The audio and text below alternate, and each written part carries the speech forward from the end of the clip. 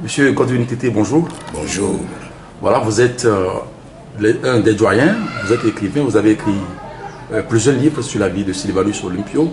Aujourd'hui, c'est la date anniversaire de l'assassinat de Sylvanus Olympio. À votre âge, vous l'avez connu. Qui est Sylvanus Olympio? Sylvanus Olympio appartenait à ce que le français, l'administrateur français Robert Cornevin, a appelé les Afro-Brésiliens. C'est-à-dire, ce sont des descendants de Brésiliens qui sont arrivés sur la côte de l'Ouest africain. Il naquit le 6 septembre, si je ne m'abuse, 1902 à Pando, dans ce qu'on appelait le British Togoland, le Togo britannique. Cette partie du Togo qui a été, après la Première Guerre mondiale, confiée à la gestion de l'Angleterre. Et c'était un homme très, très doué. Sa mère était Mamproussi, c'est-à-dire d'une région à cheval sur du côté de Dapaon. Ils sont à cheval sur le Togo actuel et cette partie du Togo qu'on appelait le Togo britannique. Et donc, garçon très brillant, il a fait des études très brillantes et il a été envoyé en 1920 en Angleterre pour poursuivre ses études. Il a obtenu l'équivalent du bac là-bas. Il a intégré la plus haute et prestigieuse, je crois que c'était même pratiquement l'unique école. À la rigueur, on pourrait trouver en Autriche quelque chose qui serait l'équivalent. Il a donc intégré la London School of Economics, l'école d'économie de Londres. Il en est sorti brillamment et après à sa sortie, il a été recruté par la compagnie internationale Unilever, qui au Togo va s'appeler la USC,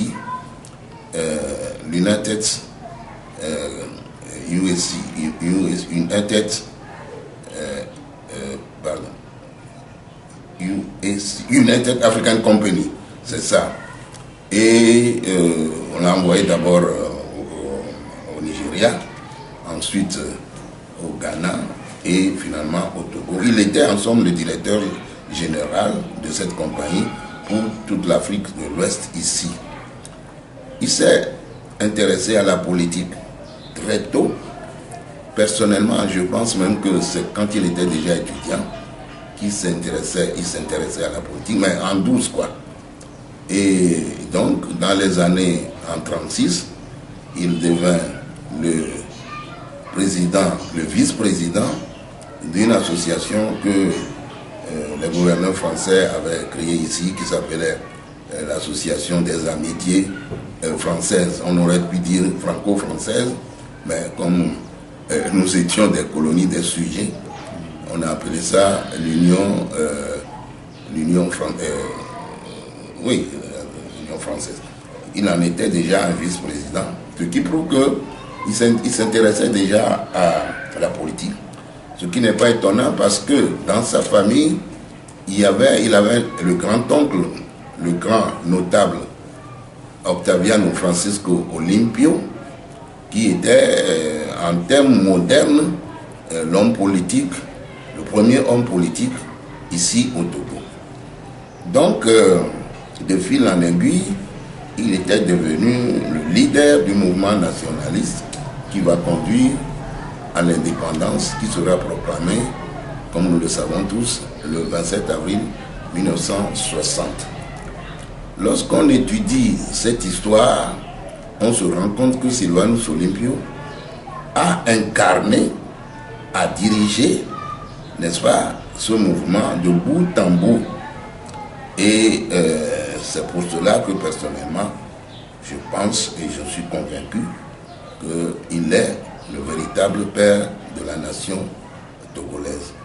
Lorsque vous allez au monument de cette indépendance, vous verrez écrit là-dessus, non pas à la craie, mais incrusté dans le béton, peuple togolais, par ta foi, ton courage et tes sacrifices, la nation togolaise est née. Donc, pour moi, Sylvanus Olympio est le père non seulement de l'indépendance, mais surtout le père de notre nation. Exactement comme Gandhi, le Mahatma Gandhi, est le père de l'Inde moderne, pas l'Inde ancienne, mais l'Inde moderne. Atatürk est le père de la Turquie moderne, à mon avis, etc., etc. Voilà, grosso modo, ce qui a lieu, ce qu'on peut dire, ce qu'on doit dire concernant la vie de Sylvanus Olympio. Évidemment, les détails sont dans mes bouquins.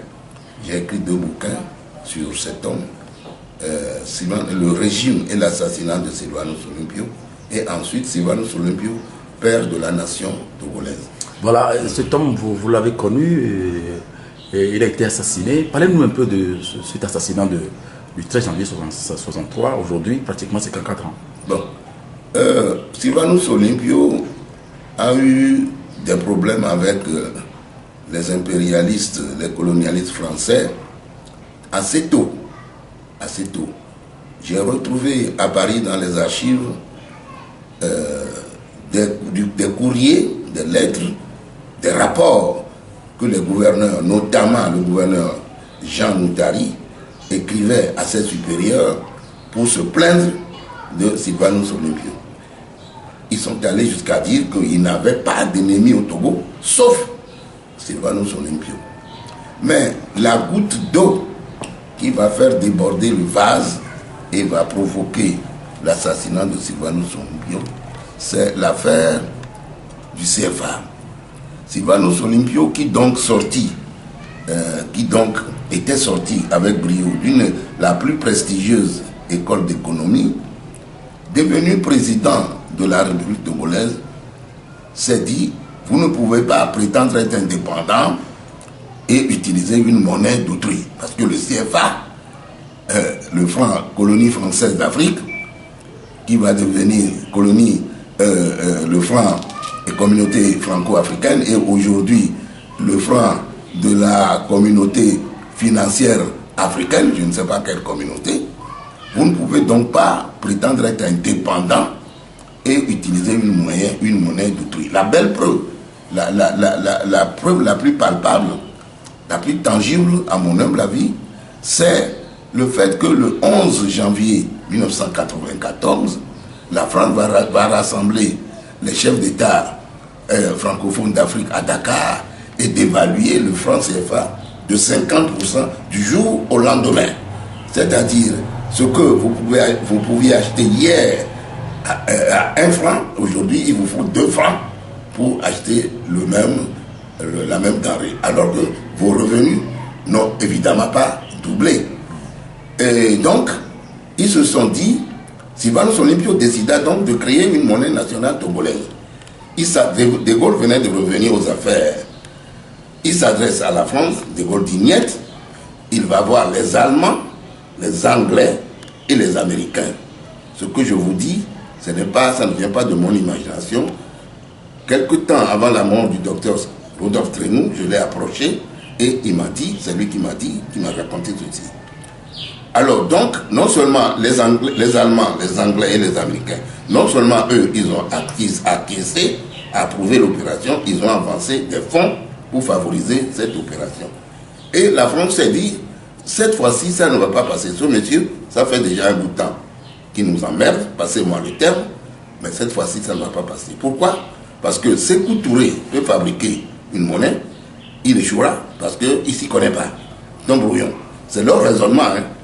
Par contre, Sylvanus Olympio, sa formation théorique, son expérience pratique et son caractère, attention, c'était un homme volontaire et non pas et velléitaire.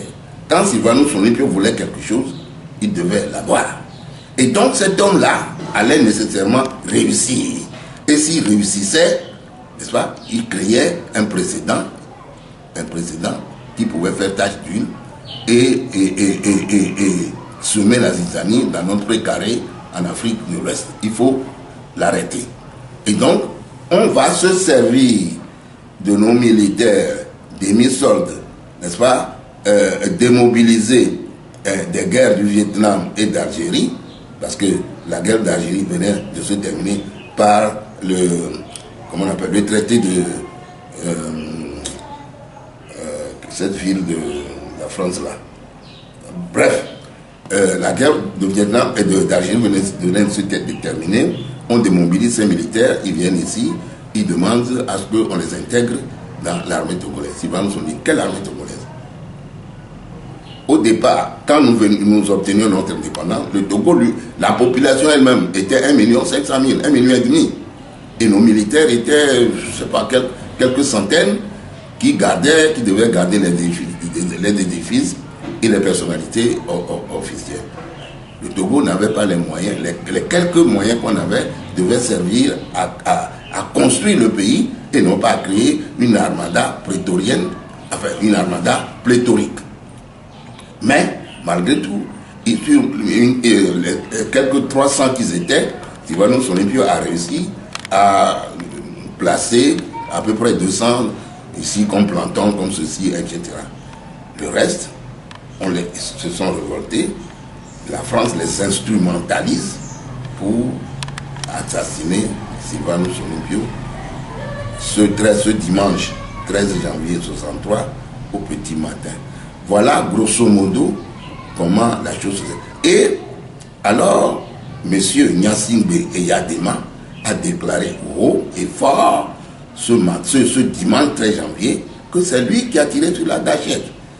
Quand nous l'avons sorti de la voiture, parce qu'il s'était réfugié dans une voiture dans la cour de l'ambassade des États-Unis, l'ambassadeur des États-Unis ayant ouï dire que se passait quelque chose, est allé là-bas avec une torche. Il a finalement aperçu Sylvanus Olympio. Il lui dit, Monsieur le Président, restez là, je n'ai pas les clés de mes bureaux, je m'en vais les chercher pour vous donner l'asile. Malheureusement, lui aussi, quand il quitte, l'homme, il téléphone à Mazoyer,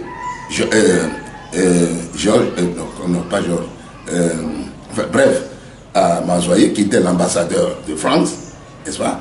Il a oublié, en tant que diplomate, il devait savoir que le courant ne passait pas à ce moment précis, ni entre la France, en tant qu'État, ni entre Mazoyer, parce qu'on reprochait à Sylvanus Olympio, n'est-ce pas, de retarder l'inauguration du centre culturel français, alors que le centre culturel allemand, Goethe, a été inauguré facilement.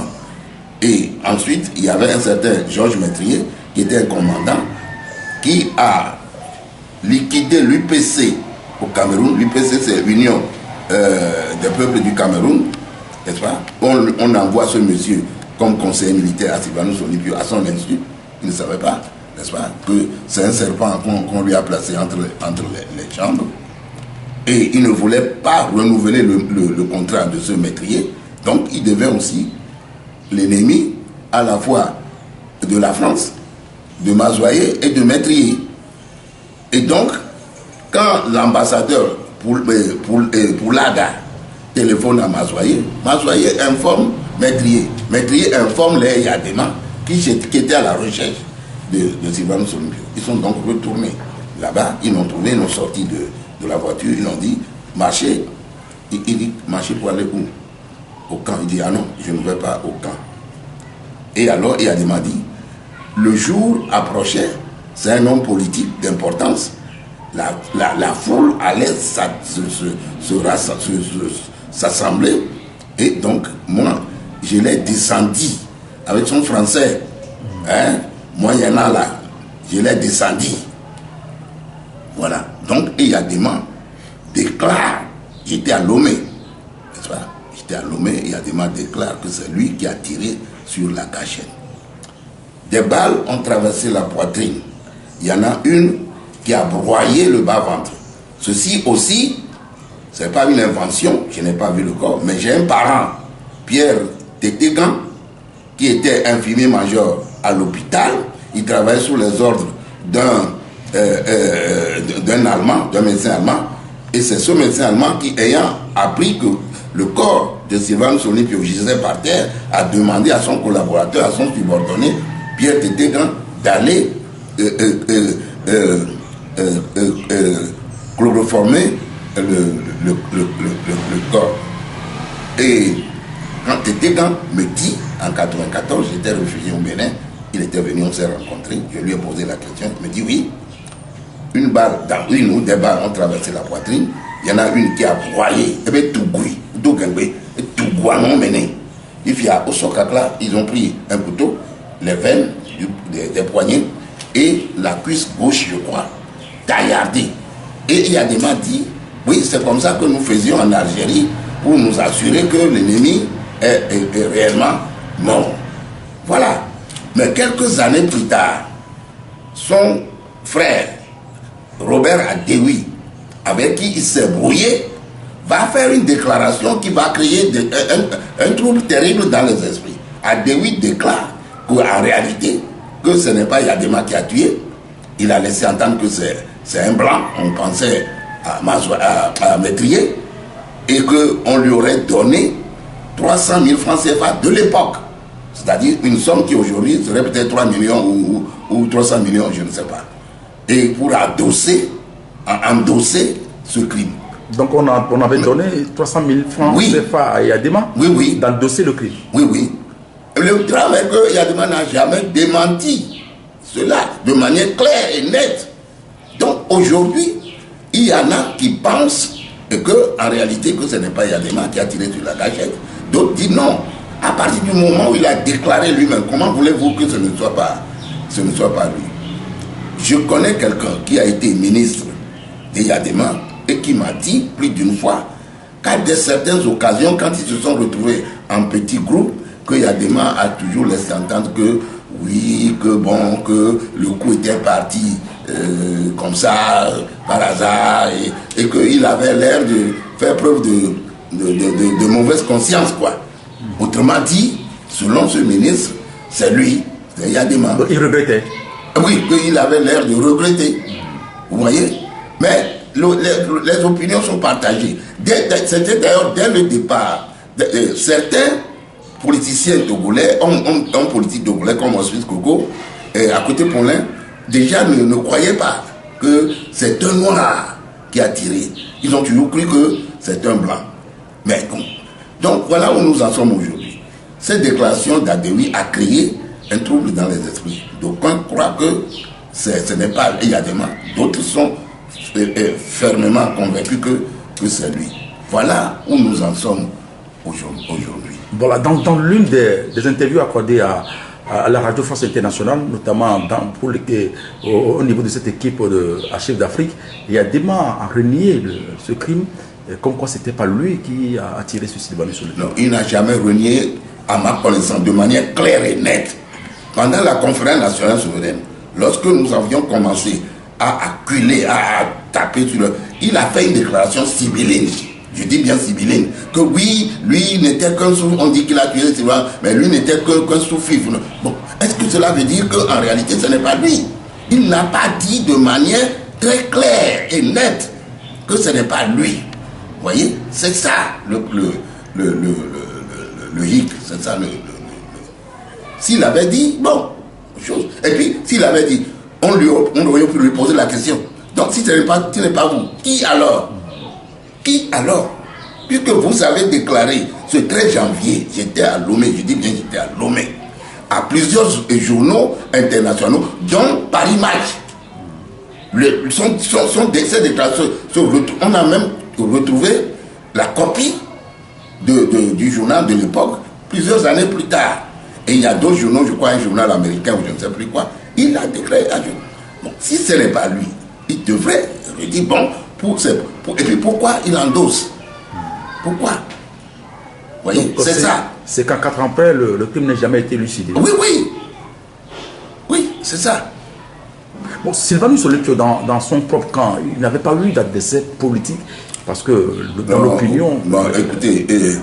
il est rare qu'un homme politique de cette envergure n'ait pas d'opposants, d'adversaires. Hein, le mot ennemi, bon, peut-être pas, mais disons d'adversaires politiques. Mais le drame est que le culte et la Juventus, vous connaissez un peu la Juventus, je suppose, et le MPT le mouvement populaire togolais se sont mis ensemble pour gagner les fameuses élections du 27 avril 58. Lesquelles élections étaient de facto un référendum, dans la mesure où la résolution des Nations Unies qui a prescrit ces élections dit ceci: la nouvelle assemblée, c'était des élections législatives, la nouvelle assemblée qui sortirait de ces élections serait habilitée à demander l'indépendance ou à rester dans le giron de la France. Il s'est trouvé que les nationalistes, grâce à la présence des Nations Unies, en la personne du haïtien d'Orsainville, n'est-ce pas, ont gagné haut la main ces élections. Donc, grâce à l'union, n'est-ce pas, à l'union de ces trois partis, le CUT, la Juventus et le MPT. Malheureusement, très vite, la zizanie est née entre le CUT et la Juventus pour des raisons idéologiques et des raisons de personnes. Vous voyez? Très bien. Si bien que au moment où on assassinait Sylvanus Olympio, il faut avouer que bon, il était quelque peu isolé par rapport, n'est-ce pas, au prestige total qu'il avait au départ. Vous voyez? C'est ça. Ça aussi, ça a joué finalement contre le peuple togolais. Des guerres de chefs, des choses. La Juventus reprochait à Sylvanus Olympio et à ses amis de n'avoir pas proclamé l'indépendance ce jour-là du 27 avril 58. Et personnellement, je suis surpris parce que, de toutes les façons, la résolution n'avait pas dit dès que vous gagnez que vous pouvez ce jour-là. Non. Nous nous trouvions dans une situation juridique tripartite. Les Nations Unies, la France et le Togo. Il y avait tout un tas de négociations à faire. En plus, l'exemple de la Guinée, n'est-ce pas? Sékou qui dit à De Gaulle, moi je préfère vivre dans la misère que sous un régime colonial. Et on a vu ce qui s'est passé. De Gaulle a ramassé tous ses fonctionnaires européens et Sékou s'est retrouvé dans une situation terrible. Il a fallu que des intellectuels africains de tous les pays volent au secours de Sékou. Vous voyez? Donc cette expérience-là, les nôtres, qui étaient des personnages, Sylvanus Olympio en 63, il avait déjà 61 ans. Vous voyez? Il est né en 1902. Et puis, quand vous avez lutté si longtemps pour acquérir votre indépendance, vous invitez des autres de marque, n'est-ce pas? Ne serait-ce que le représentant des Nations Unies, le représentant de la France, le dernier gouverneur des Allemands, Mecklenburg qui vivait, n'est-ce pas, etc., etc. Or, qu'est-ce qu'il y avait comme infrastructure hôtelière? Il n'y avait que l'hôtel du Golfe qui était une baraque où les bateaux,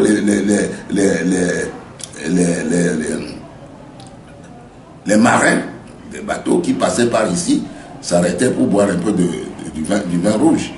Donc, les nationalistes décident de construire un hôtel pour recevoir le jour de la proclamation des eaux de marque. Et c'est ça l'hôtel Le Bénin, qui va devenir hôtel Ibis. Entre parenthèses, cet hôtel devait être considéré comme un patrimoine national. Pourquoi? Sylvanus dit, je ne vais pas aller emprunter encore de l'argent. Nous sommes déjà assez endettés. Je vais prendre de l'argent de la caisse de compensation des produits d'exportation. Ce qu'il a fait, et il a remboursé très rapidement.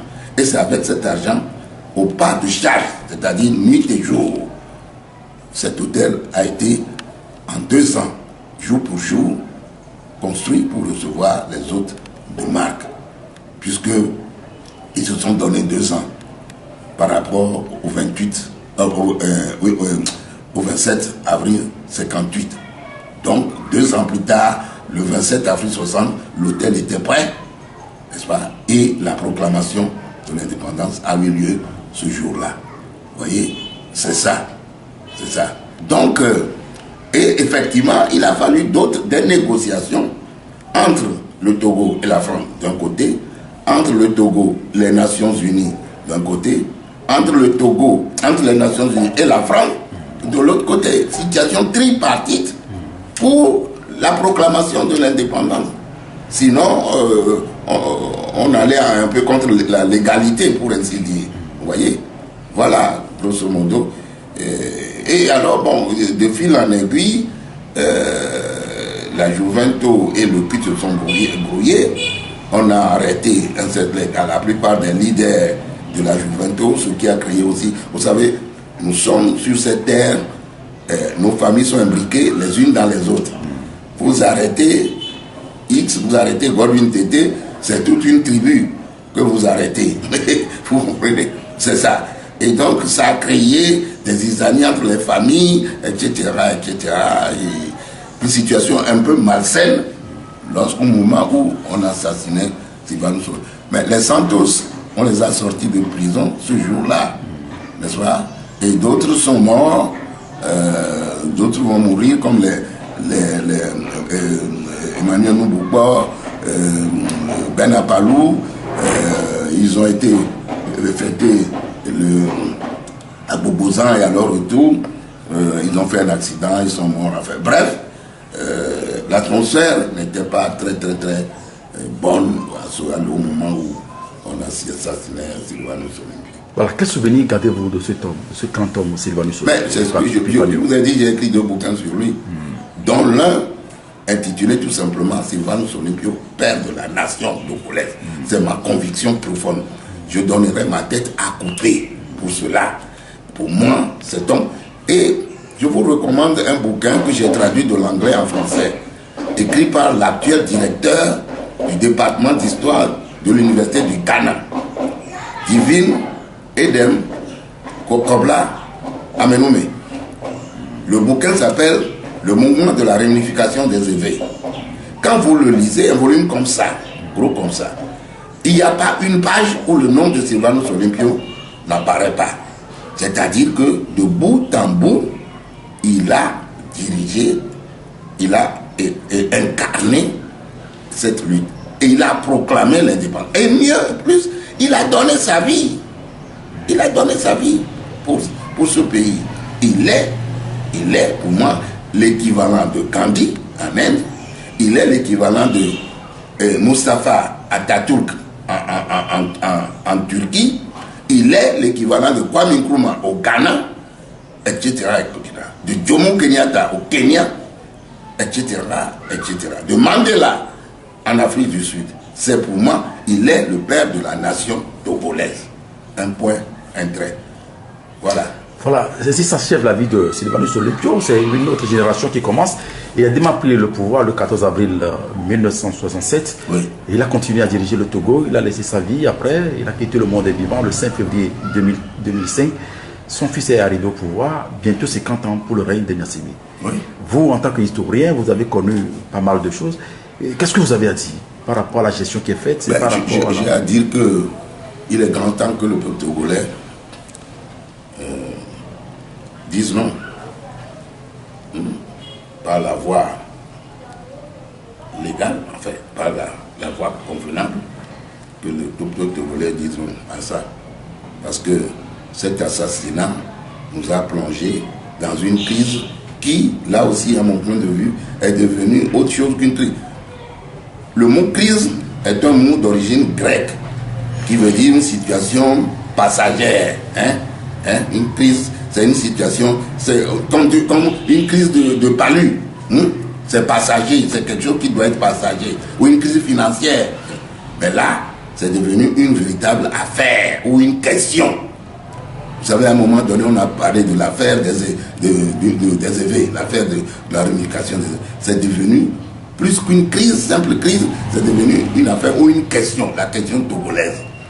Et donc, je dis qu'il est grand temps que les peuples togolais, n'est-ce pas, et avec ces élites vraiment patriotes, trouvent la stratégie la plus appropriée pour s'en sortir et pour permettre à ce pays d'aller de l'avant.